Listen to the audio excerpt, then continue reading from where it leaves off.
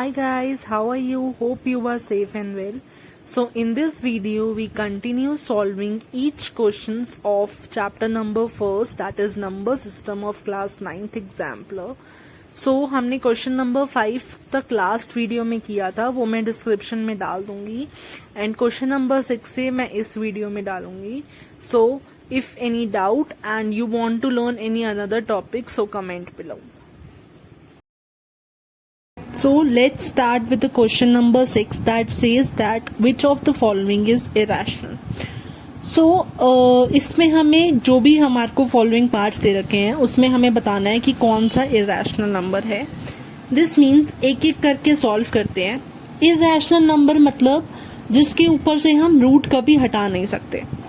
ठीक है, तो कुछ रूट की प्रॉपर्टीज होती हैं, पहले वो देखते हैं कि अगर रूट के अंदर m डिवाइडेड बाय n है तो हम इस रूट को अलग अलग कर सकते हैं. मतलब सबसे पहले m को रूट दे दें और डिवाइड करके n को भी रूट दे दें. This is the first property we have. Similarly for multiply also, that अगर m n रूट के अंदर है तो हम m को भी रूट दे सकते हैं एंड n को भी. Third property is most important property, that अगर रूट के अंदर कोई नंबर है दैट इज जो स्क्वायर फॉर्म का है तो स्क्वायर और स्क्वायर रूट कट जाता है और सिर्फ नंबर हमारे पास बाहर आ जाता है m. सो अब ये फॉलोइंग प्रॉपर्टीज इसमें लगाते हैं. अगर हम फर्स्ट पार्ट देखें तो सबसे पहला है रूट 4/9. फर्स्ट प्रॉपर्टी देखो तो अलग अलग कर सकते हैं, तो हम इसको क्या करेंगे, रूट 4/√9. अब मैं 4 को किसी का स्क्वायर लिख सकती हूँ क्या? Think yes. 4 इज 2 का स्क्वायर एंड 9 इज किस नंबर का स्क्वायर है? 3 का स्क्वायर. और अगर मैं ये प्रॉपर्टी लगाऊं तो मेरे पास आ जाएगा 2/3 एंड सिमिलरली मेरे पास इसका रूट हट गया, तो ये रैशनल नंबर आ गया. सेकेंड, अगर मैं यहाँ पे कर देती हूँ, अगर मैं सेकेंड देखूं तो रूट 12/√3 है. मैं इसको उल्टा भी लगा सकती हूँ और मुझे और कुछ समझ नहीं आ रहा है इसमें, तो मैं इसको उल्टा लगा सकती हूँ. अगर दोनों के पास अलग अलग रूट है तो मैं एक रूट कर देती हूँ. तो मैं ऐसा कर देती हूँ, एक रूट बना के 12/3. बट मैंने देखा ये 12/3 तो कट रहा है. 3 के किस नंबर से मल्टीप्लाई करूँ कि 12 आ जाए? 4. सो मैं यहाँ पे 1 आ जाएगा और यहाँ पे 4 आ जाएगा. सो मेरे पास नंबर क्या आया? 4/1, दैट इज 4 ऑल्सो. अब 4 को मैं क्या लिख सकती हूँ? किसी नंबर का स्क्वायर लिख सकती हूँ. सोचो. यस, 2 का स्क्वायर. ऐसा नहीं है कि हर नंबर को हम स्क्वायर लिख सकें. अगर किसी नंबर को हम स्क्वायर लिख सकते हैं तो हम जरूर लिखेंगे. तो रूट 2 का स्क्वायर, ये वाली प्रॉपर्टी क्या कहती है कि स्क्वायर से रूट कट जाता है तो सिर्फ 4 नंबर आ जाता है, दैट इज 2 आ गया. And 2 is also rational number, तो इरेशनल नहीं आया. Third part is root 7. अब रूट 7 को मैं क्या किसी का पार्ट लिख सकती हूँ? किसी का स्क्वायर लिख सकती हूँ? नहीं, तो ये रूट 3. अगर मैं फोर्थ देखूं, रूट 81 किसी का स्क्वायर होता है क्या? यस. 9 का स्क्वायर करूं तो 81 होता है, तो 9 का स्क्वायर और ये आ गया 9. तो मेरे पास कौन सा ऐसा नंबर आया जो रूट में ही रह गया? That is root 7. तो C part is the following answer. Let's do another question. The question is which of the following is irrational? 0.14, 0.1416 के ऊपर बार है, 0.1416 के ऊपर बार है, 0.401, 4001, 4001 डॉट डॉट डॉट. सो इरेशनल के लिए हम देखेंगे कि हमने पिछली वीडियो में पढ़ा था कि decimal expansion of rational number क्या होता है? या तो टर्मिनेटिंग या non terminating repeating. Non terminating repeating मतलब बार वाले नंबर, राइट. और इरेशनल नंबर क्या होता है? Non terminating non repeating. So irrational number मतलब बिना बार वाले नंबर, और नॉन टर्मिनेटिंग वो मतलब डॉट डॉट वाले. तो 0.14 मतलब टर्मिनेटिंग है, मतलब रैशनल है, तो ये रैशनल तो हुआ नहीं. 0.1416 ये बार वाला नंबर है, मतलब रैशनल हो गया. ये भी बार वाला नंबर है तो रैशनल हो गया। ये नॉन टर्मिनेटिंग नंबर है, उसके ऊपर बार नहीं है, so this is irrational number. Hope you understand. So next question is question number 8. It says that we have to find a rational number between root 2 and root 3.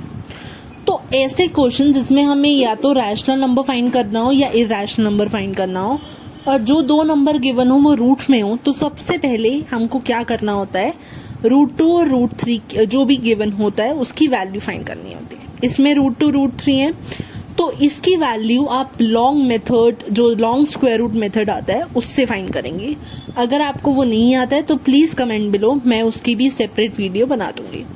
But अभी root 2 की value अगर हम निकालें तो 1.414 dot dot dot, because it's irrational number तो ये non terminating number होता है। और रूट 3 की वैल्यू होती है 1.732, ये भी नॉन टर्मिनेटिंग होता है क्योंकि ये इरैशनल नंबर होता है। सो अब हमें इन दोनों नंबर के बीच में एक रैशनल नंबर फाइंड करना है। रैशनल नंबर मतलब एक टर्मिनेट होने वाला नंबर, मतलब एक जगह पे खत्म हो जाए। इट्स बेटर कि ये जो मल्टीप्लाई और प्लस वाले हैं इसको थोड़ा बाद में देखते हैं। अगर जो नंबर कुछ हमारे को सिंप्लीफाई होके दे रखे हैं उनमें देखते हैं। अगर मैं 1.8 देखूं तो 1.8 1.7 के बाद आता है, सो ये तो नंबर होगा नहीं। एज अगर मैं इसका एक नंबर देखूं तो डेसिमल के बाद मैं दो नंबर ले लेती हूँ फॉर 2 मिनट्स, वैसे लेते नहीं है बट फॉर ना इजी करने के लिए क्वेश्चन मैं ले लेती हूँ 1.41 और इसके लिए मैं ले लेती हूँ 1.73। अब 1.8 इन दोनों के बीच में आता है नहीं, क्योंकि ये तो 1.7 है, 1.8 तो आता ही नहीं है, तो ये नहीं होगा।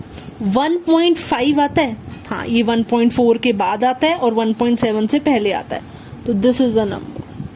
अगर ऐसा फाइंड नहीं हुआ तो आपको फिर ये इन दोनों को या तो प्लस करके डिवाइड बाय 2 करना पड़ेगा या मल्टीप्लाई करके।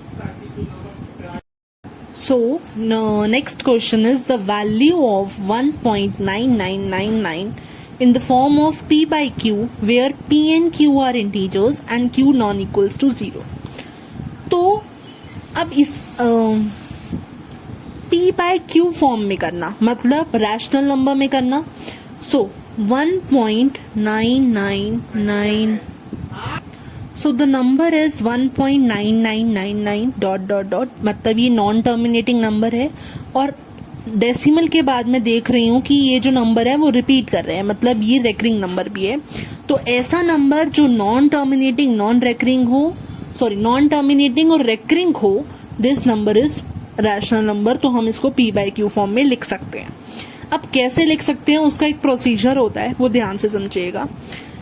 1 पॉइंट, अब कौन सा नंबर डेसिमल के बाद रिपीट कर रहा है 9, तो मैं सिर्फ एक बार लिख के उसके ऊपर बार डाल दूंगी, मतलब वो रिपीट कर रहा है और उसको कोई वेरिएबल का नाम दे दूंगी, लेट से x दे दिया और मैं इसको लेट कर रही हूं तो मैं इसके आगे लेट लिख दूंगी, let x is equals to this. ठीक है, अब सबसे पहले देखो कि जो बार में नंबर है वो कितना है, सिर्फ एक डिजिट है, तो मैं इसको किससे मल्टीप्लाई करूंगी, मल्टीप्लाई 1 लगा के, और कितने नंबर हैं बार के नीचे, एक, तो मैं 1 0 लगा दूंगी। अगर यहाँ लेट से 91 बार होता तो मैं 2 लगाती। मल्टीप्लाई 10 बाय बोथ साइड, कभी भी एक साइड मल्टीप्लाई नहीं करते, दोनों साइड करते हैं। तो अगर 10 मल्टीप्लाई होगा x से यहाँ पे और 10 मल्टीप्लाई होगा 1.9 बार से, 10 मल्टीप्लाई होगा x से तो 10x हो जाएगा और 10 मल्टीप्लाई होगा इससे तो क्या हो जाएगा 10 मल्टीप्लाई। अगर मैं यहाँ साइड में देखूं, एक बार कैलकुलेट करके देखती हूँ, 10 मल्टीप्लाई इसको मैं खोल दूं तो 1.9999 आ जाएगा। ठीक है, अब जब भी हम 10 100 या 1000 मतलब 10 की पावर से करते हैं तो क्या होता है कि डेसिमल ना एक प्लेस पीछे होता रहता है। अगर यहाँ 1 0 है तो यहाँ पे क्या आ जाएगा 19.9999। अगर 100 होता तो 199.99, मतलब अकॉर्डिंग टू 0 वो पीछे होता रहता है। तो यहाँ पे हमारा कितना आ जाएगा 19.999। और मैं देख रही हूँ यहाँ पे भी डेसिमल के बाद 9 रिपीट हो रहा है, so I can also write it as 19.9 bar. चाहे 8 9 पीछे आगे आ गया बट तब भी 9 रिपीट हो रहे हैं, so I can write also as 9 bar. अब जो पहली वाली थी उसको मैं फर्स्ट ले लेती हूँ और जो दूसरी वाली है उसको मैं सेकेंड ले लेती हूँ इक्वेशन, और इक्वेशन सेकेंड माइनस इक्वेशन से फर्स्ट, इन दोनों को मैं सबट्रैक्ट कर दूंगी। इसका मतलब left side of second minus left side of first is equals to right side of second minus right side of first. So 10x minus x is equals to 19.9 bar minus 1.9 bar. अब 10x minus x कितना होता है, यहाँ पे 1 आ जाएगा, सिर्फ x तो as it is रहता है और 10 माइनस 1 कर दो जैसे 9। और यहाँ पे अगर मैं साइड में फिर से करूँ कैलकुलेशन तो 19.9 बार माइनस 1.9 बार, तो वो कितना आ जाता है। देखो अगर मैं 5 माइनस 5 करती हूँ तो वो 0 आ जाता है, मतलब सेम नंबर से सेम नंबर को माइनस करूँ तो 0 आ जाता है। ऐसे ही यहाँ पे मैं 9 बार को 9 बार से कर रही हूँ तो 0 आ जाएगा पॉइंट। 19 माइनस 1 कितना होता है 18, तो यहाँ कितना रह जाएगा 18। सो हमें x की वैल्यू फाइंड करनी है, तो 18/9 दैट इज 2। तो मेरे पास क्या आ गया, x की वैल्यू, पहले मैंने x को क्या लेट किया था ये, और मेरे पास x की वैल्यू आ गई 2, मतलब ये जो है वो 2 के इक्वल है, और मेरा option C is correct. Hope you understand. Let's do another question. So next question is also very interesting. Question is 2√3 plus √3 क्या होगा ऑप्शंस में। तो सबसे पहले जो भी गिवन होता है ना वो आप सॉल्व करा करो। 2√3 प्लस √3।